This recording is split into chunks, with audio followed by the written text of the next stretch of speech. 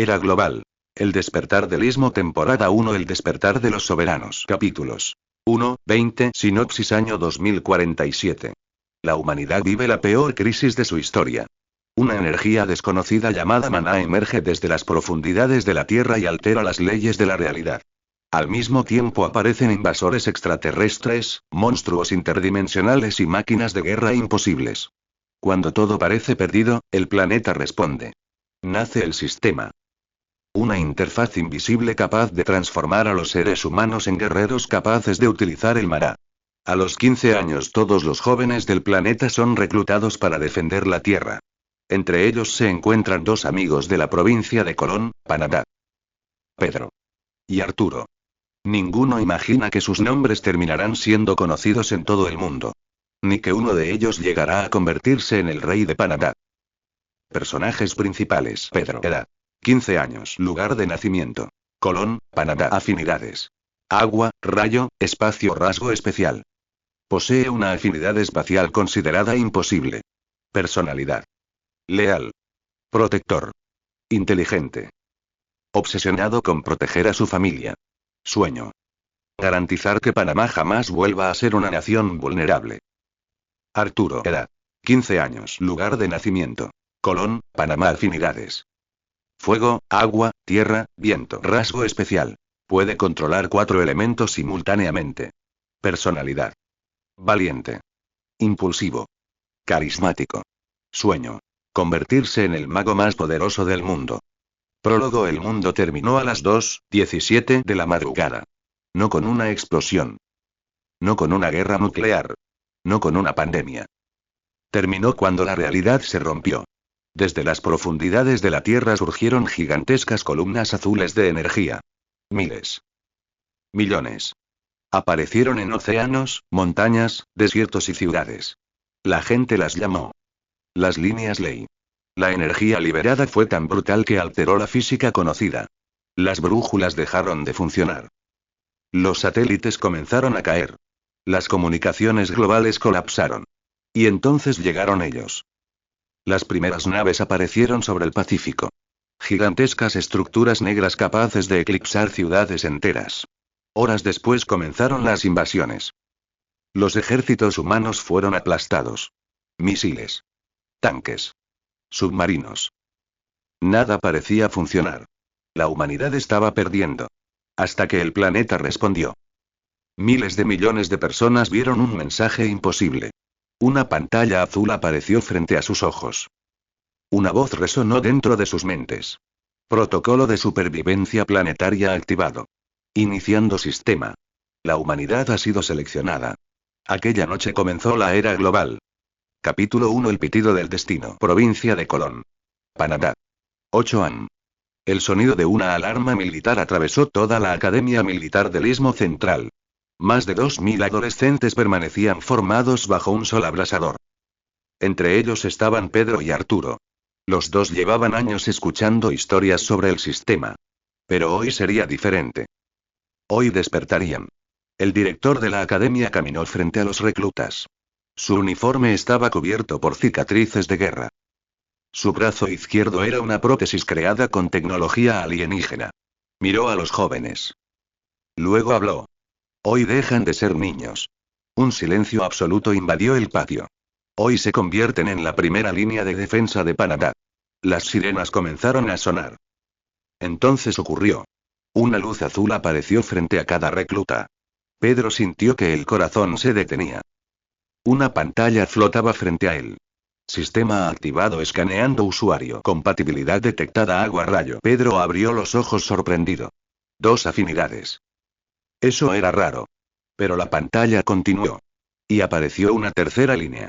Espacio. El patio completo quedó en silencio. Los instructores observaron sus dispositivos. Uno de ellos palideció. Otro dejó caer una tableta al suelo.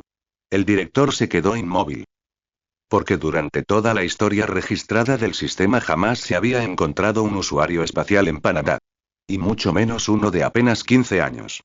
Pedro no entendía por qué todos lo miraban. Pero su vida acababa de cambiar para siempre. Capítulo 2. El mago imposible. Pedro es llevado inmediatamente al centro de evaluación especial de la academia. Los científicos militares descubren que su afinidad espacial tiene un potencial sin precedentes. Mientras tanto, Arturo despierta las 4 afinidades elementales. Los altos mandos comienzan a debatir cuál de los dos jóvenes representa el mayor potencial militar para Panamá. Sin embargo, antes de terminar las pruebas, una alarma de invasión interrumpe la ceremonia. Una brecha dimensional se abre frente a la costa de Colón. La guerra llega antes de lo esperado. Capítulo 3. 4 elementos contra 3 afinidades. El silencio dentro del centro de evaluación avanzada era tan pesado que parecía aplastar los pulmones. Pedro observaba a través del cristal reforzado mientras varios científicos militares analizaban los resultados de su examen. La palabra espacio seguía flotando en las pantallas holográficas. Nadie parecía saber qué hacer. Ni siquiera los generales. Mientras tanto, al otro lado del complejo, Arturo esperaba su turno. ¿Por qué todos tienen esa cara?, preguntó Arturo a uno de los técnicos. El hombre apenas levantó la vista. Tu amigo acaba de romper varias décadas de estadísticas militares. Eso suena bien. También significa que medio planeta querrá ponerle las manos encima. La sonrisa de Arturo desapareció. No era la primera vez que escuchaba algo parecido desde que comenzó el despertar. Los rumores hablaban de gobiernos extranjeros reclutando talentos. Corporaciones privadas comprando usuarios del sistema. Y organizaciones clandestinas que secuestraban jóvenes con afinidades raras. Por primera vez comprendió que aquello era mucho más grande que una simple academia. Una puerta automática se abrió. Arturo González. Presente. Pase a la sala de evaluación. El muchacho avanzó. El cuarto estaba iluminado por columnas de energía azul. Decenas de sensores rodeaban una plataforma circular. En el centro flotaba una esfera de cristal alimentada por maná. Coloque la mano sobre el núcleo. Arturo obedeció. Durante unos segundos no ocurrió nada. Luego la esfera comenzó a vibrar. Las luces parpadearon. Las alarmas se activaron. Los técnicos intercambiaron miradas preocupadas. Una pantalla apareció frente al joven. Sistema activado analizando compatibilidad afinidad detectada fuego. El coronel responsable asintió. Nada extraño. Hasta ahora. Entonces apareció una segunda línea. Agua. Los científicos levantaron la cabeza. Una doble afinidad ya era poco común. Pero aún era posible. Luego apareció la tercera. Tierra. El silencio invadió la sala. Algunos técnicos dejaron de escribir. Otros observaron incrédulos las pantallas. Y entonces apareció la cuarta. Viento. Nadie habló. Nadie respiró. Una de las investigadoras dejó caer su tableta electrónica. El ruido resonó por toda la sala. No puede ser, verifiquen los datos. Ya los verifiqué 3 veces. ¿Error del sistema? Imposible. El coronel caminó lentamente hacia la pantalla.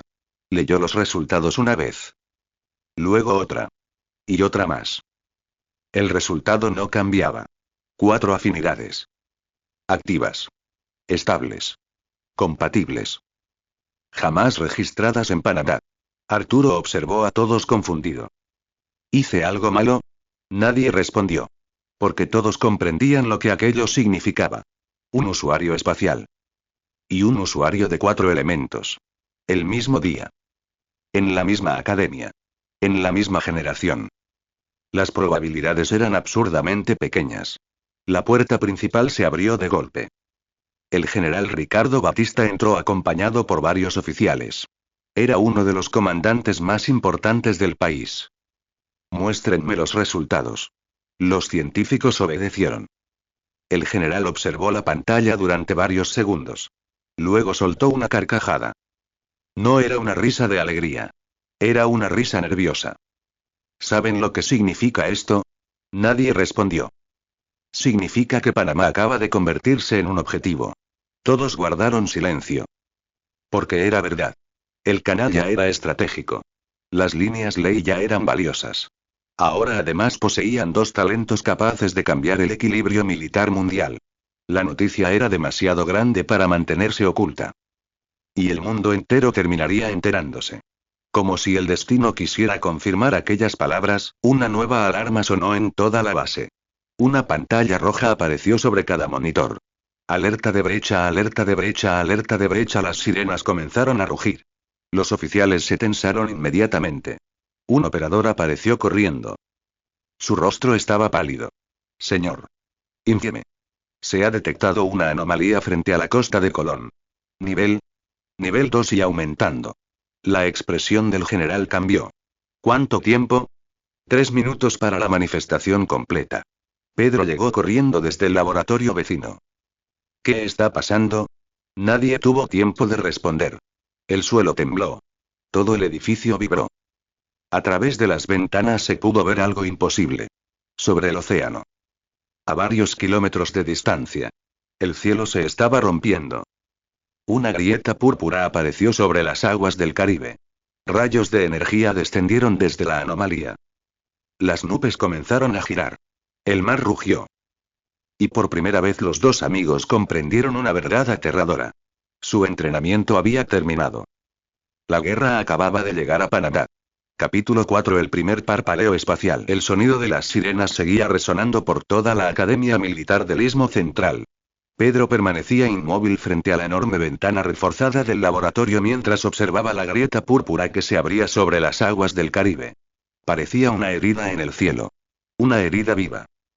Las nubes giraban alrededor de ella formando un gigantesco remolino. Rayos de energía azul descendían sobre el océano. Las olas se agitaban violentamente.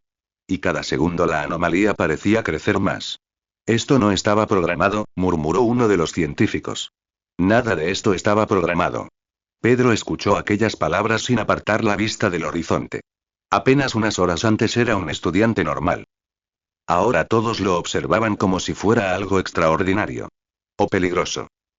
Quizás ambas cosas. El general Ricardo Batista apareció detrás de él. Su expresión era grave. Pedro. Sí, señor. Necesito que me escuches con atención. El muchacho se giró. Lo que despertó dentro de ti no es normal. Ya me di cuenta. No, no lo entiendes. El general cruzó los brazos. Durante los últimos 15 años hemos registrado millones de usuarios del sistema. ¿Y? Jamás hemos tenido un usuario espacial confirmado en Panamá. Pedro tragó saliva. ¿Eso es bueno o malo? Todavía no lo sabemos. Aquella respuesta no ayudó demasiado. Antes de que pudiera seguir preguntando, varios técnicos comenzaron a correr por la sala. Señor. ¿Qué ocurre? La brecha continúa creciendo.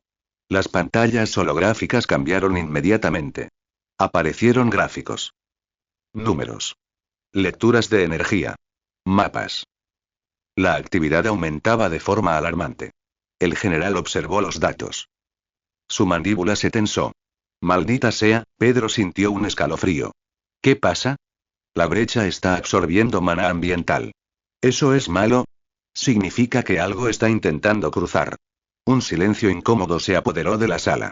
Pedro volvió a mirar el océano. Por primera vez comprendió que aquello no era un simulacro. No era un ejercicio. Era real. Completamente real. 2 horas después. La emergencia continuaba. Sin embargo, los altos mandos habían tomado una decisión. Pedro debía seguir siendo evaluado. La razón era simple. Si la afinidad espacial era tan rara como afirmaban los expertos, necesitaban comprenderla lo antes posible. Lo llevaron a una instalación subterránea ubicada debajo de la academia. El lugar parecía más un laboratorio secreto que un centro de entrenamiento. Puertas blindadas. Guardias armados. Sensores de maná. Y cámaras por todas partes. Arturo caminaba junto a él. Esto parece una película. No ayuda mucho escuchar eso. Solo intento relajar el ambiente. Pedro soltó una pequeña sonrisa. Era difícil mantenerse tranquilo. Todo había cambiado demasiado rápido. Un día estaban preocupados por exámenes escolares. Al siguiente estaban rodeados por militares hablando sobre invasiones extraterrestres. Los condujeron hasta una enorme sala circular. En el centro había una plataforma metálica. Sube. Pedro obedeció. Una investigadora revisó varios paneles. Comenzaremos con pruebas básicas. ¿Qué tengo que hacer? Intentar usar tu afinidad. No sé cómo hacerlo. Lo sabemos. La mujer suspiró. Nadie sabe cómo hacerlo. Aquella respuesta tampoco ayudó demasiado. Las primeras pruebas fueron un desastre. Intentaron que generara energía espacial. Nada. Intentaron que detectara distorsiones dimensionales. Nada. Intentaron que creara portales. Nada. Después de 3 horas seguían sin resultados. Pedro comenzaba a frustrarse. Quizás cometieron un error. El sistema no se equivoca. Entonces tal vez yo sí. Los científicos intercambiaron miradas. La investigadora principal negó lentamente. No. Entonces, creemos que estás intentando usarlo de forma incorrecta. Pedro frunció el ceño. ¿Qué significa eso? Ella activó una pantalla holográfica. Apareció una representación del cuerpo humano. Miles de líneas azules recorrían la figura. Estos son los canales de maná. Los vimos durante la orientación. Bien. La mujer amplió la imagen. La mayoría de los usuarios canalizan energía elemental. Fuego. Agua. Tierra. Viento. Rayos. Pedro asintió. Pero tu afinidad no manipula materia. Manipula espacio. La diferencia era enorme. Entonces, necesitas dejar de pensar como un mago elemental. ¿Y cómo debería pensar? La científica permaneció en silencio unos segundos. Luego respondió. Como alguien que puede alterar la realidad. Aquellas palabras quedaron flotando en el aire. Alterar la realidad. Sonaba absurdo. Imposible. Y aterrador. La tarde avanzó lentamente. Pedro realizó docenas de intentos. Ninguno funcionó. Su cabeza comenzaba a doler. Su visión se volvía borrosa. El maná consumido empezaba a pasar factura. Arturo observaba desde una esquina. Deberíamos parar. Estoy bien. Llevas horas aquí. Necesito conseguirlo. ¿Por qué? Pedro permaneció callado. Porque conocía la respuesta. La grieta seguía creciendo. La guerra seguía acercándose. Y si realmente poseía un poder único, necesitaba aprender a usarlo. Al anochecer. La academia seguía en alerta máxima. Los soldados corrían por los pasillos. Las defensas costeras estaban siendo desplegadas. Las noticias mostraban imágenes de la anomalía. Toda Panamá hablaba de ello. Y en el laboratorio subterráneo, Pedro seguía intentando comprender su afinidad. Último intento por hoy. La científica principal parecía agotada. Pedro también. Subió nuevamente a la platier. Cerró los ojos. Respiró profundamente. Y trató de sentir el maná. Esta vez no pensó en fuego. Ni en agua. Ni en rayos. Pensó en distancia. Pensó en espacio. Pensó en el vacío existente entre dos puntos. El laboratorio permaneció en silencio. Nada ocurrió. Durante varios segundos. Luego, algo cambió. Pedro sintió una presión extraña. Como si el mundo entero se comprimiera. El aire vibró. Las luces parpadearon. Los sensores comenzaron a emitir alarmas. ¿Qué está pasando? Lecturas anormales. La energía está aumentando. Pedro abrió los ojos. Todo parecía diferente. Las paredes. El suelo. Las personas. Era como si pudiera percibir el espacio entre cada objeto. Como si pudiera tocarlo. Moldearlo. Doblarlo. Instintivamente dio un paso hacia adelante. Y desapareció. La sala entera quedó paralizada. Los científicos observaron la plataforma vacía. Durante una fracción de segundo nadie comprendió lo ocurrido. Luego escucharon un golpe. Pedro reapareció 3 metros más adelante. Cayó de rodillas. Respirando con dificultad.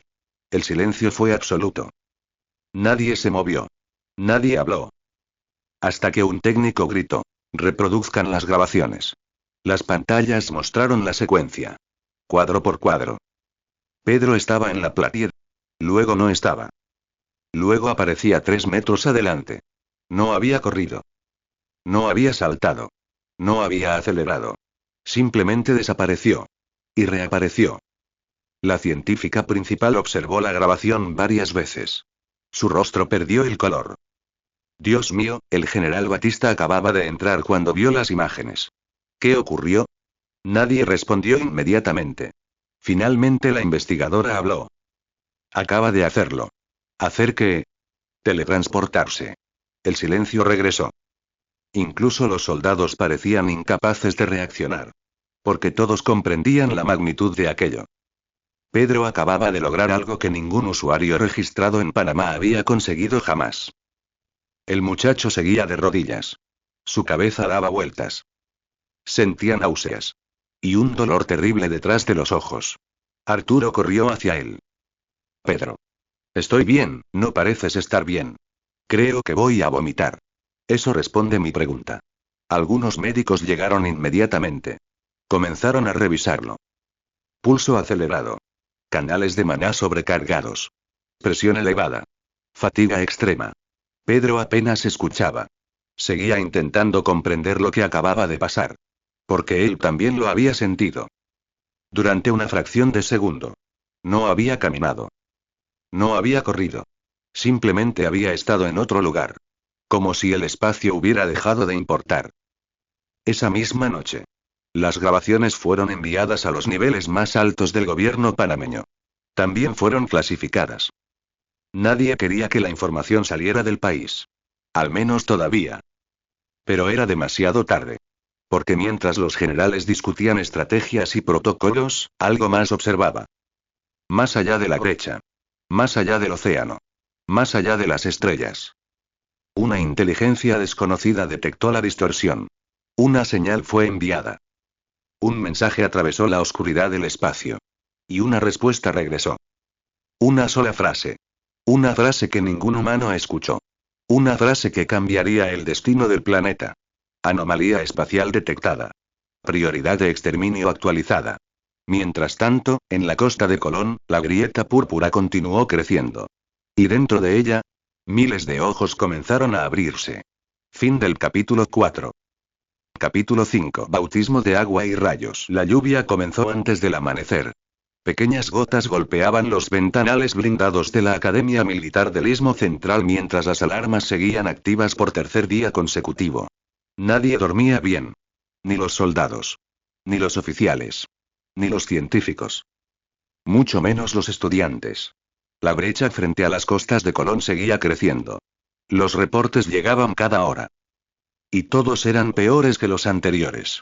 Pedro observaba el cielo gris desde el dormitorio militar. La noche anterior apenas había podido dormir. Cada vez que cerraba los ojos recordaba aquella sensación. La desaparición. El instante imposible en el que el espacio dejó de existir para él. Todavía no entendía cómo lo había logrado. Ni si podría repetirlo. Un pitido apareció frente a sus ojos. Sistema nivel 1. Estado físico. Fatiga moderada maná. 37%. Pedro suspiró. Todavía le resultaba extraño ver la interfaz flotando delante de él. Era como tener una computadora integrada dentro de la mente. La puerta del dormitorio se abrió de golpe. Levántate. Arturo entró como una tormenta. ¿Qué ocurre? Nos llamaron. ¿Otra evaluación? Ojalá. Pedro percibió inmediatamente el tono de preocupación. ¿Entonces? La brecha. El silencio llenó la habitación. ¿Qué pasó? Algo salió. 20 minutos después. Toda la academia se encontraba reunida en el auditorio principal. Más de 2000 cadetes observaban la gigantesca pantalla ubicada sobre el escenario. La imagen mostraba el océano. Al principio parecía normal. Luego algo emergió del agua. Pedro sintió un escalofrío. La criatura era enorme. Cubierta de escamas negras. Ojos completamente blancos. Mandíbulas llenas de dientes irregulares. Parecía una mezcla entre tiburón, reptil y algo mucho peor. A las 3:47 de la madrugada, explicó un coronel, se confirmó el primer contacto hostil. La imagen cambió. Aparecieron más criaturas. Docenas. Luego cientos. Algunos estudiantes comenzaron a murmurar. Otros simplemente permanecieron inmóviles. Las unidades navales lograron contener la primera oleada. La pantalla mostró explosiones. Misiles. Disparos. Fuego. Pero también mostraba barcos dañados. Soldados heridos. Y cadáveres. Aquello ya no era una teoría. Ya no era entrenamiento. Era guerra. Escuchen con atención. La voz del coronel resonó por toda la sala. A partir de este momento, Panamá se encuentra bajo amenaza directa. Un silencio absoluto cayó sobre los presentes. Todos los usuarios del sistema serán preparados para combate de emergencia. Algunos estudiantes tragaron saliva. Otros intentaron aparentar valentía. Pero el miedo era evidente. Porque tenían 15 años. Y la guerra acababa de llamar a su puerta. Horas después, Pedro y Arturo fueron convocados nuevamente al centro de mando. Cuando llegaron encontraron a varios oficiales discutiendo alrededor de una mesa holográfica. El general Batista estaba allí. También la científica principal. Y varios rostros que ninguno de los dos reconoció. Llegan justo a tiempo. ¿Para qué? Preguntó Pedro. El general señaló el mapa. Necesitamos evaluar sus capacidades en condiciones reales. Arturo frunció el ceño. ¿Reales? Exactamente. Pedro sintió un mal presentimiento. ¿Qué significa eso? La respuesta llegó inmediatamente. Van a acompañar una operación defensiva. El corazón de ambos dio un vuelco. ¿Combate real? Combate real. Arturo y Pedro intercambiaron miradas. Durante años habían entrenado imaginando aquel momento. Pero ahora que había llegado, se sentía completamente diferente. El convoy militar salió al mediodía. Camiones blindados avanzaban por las carreteras costeras. Helicópteros sobrevolaban la zona. Drones de reconocimiento vigilaban el océano. Pedro observaba todo desde el interior de un transporte blindado. Frente a él viajaban soldados veteranos. Hombres y mujeres con cicatrices. Con rostros cansados. Con experiencias que él no podía imaginar. Uno de ellos notó su mirada. ¿Primera misión? Pedro asintió. Se nota. Arturo sonrió. ¿Tan obvio es? Mucho. Algunos soldados soltaron pequeñas risas. La tensión disminuyó un poco. No se preocupen. ¿Por qué? Porque todos estuvimos en su lugar alguna vez. Pedro observó al hombre. ¿Y cómo fue? El veterano permaneció callado unos segundos. Luego respondió. Aterrador. Nadie volvió a reír. Cuando llegaron a la costa comprendieron la magnitud del problema. La playa había sido transformada en una fortaleza. Búnkeres. Barreras. Artillería pesada. Tanques. Centenares de soldados. El océano rugía frente a ellos. Y en el horizonte podía verse claramente la brecha. Era más grande que el día anterior. Mucho más grande. Rayos violetas descendían constantemente desde ella. El agua alrededor parecía hervir. Pedro sintió cómo el maná del ambiente vibraba. Incluso sin entrenamiento avanzado podía percibirlo. Era como electricidad en el aire. Posiciones defensivas. Los soldados comenzaron a moverse. Todo el mundo parecía saber exactamente qué hacer. Todo el mundo excepto los dos adolescentes. Manténganse detrás de la segunda línea. ¿Eso significa que no pelearemos? El capitán observó a Arturo. Significa que solo intervendrán si es necesario. 5 minutos después descubrieron que sería necesario. La primera criatura emergió del océano a las 14:13. Luego apareció otra. Y otra. Y otra más. Decenas de monstruos comenzaron a avanzar hacia la costa.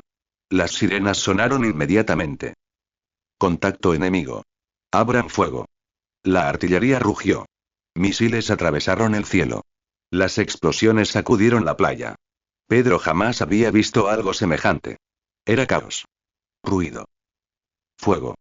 Muerte. Y aquello apenas comenzaba. Las criaturas seguían avanzando. Algunas caían. Otras continuaban. Eran demasiado numerosas. Sector este comprometido. Necesitamos refuerzos. Más munición.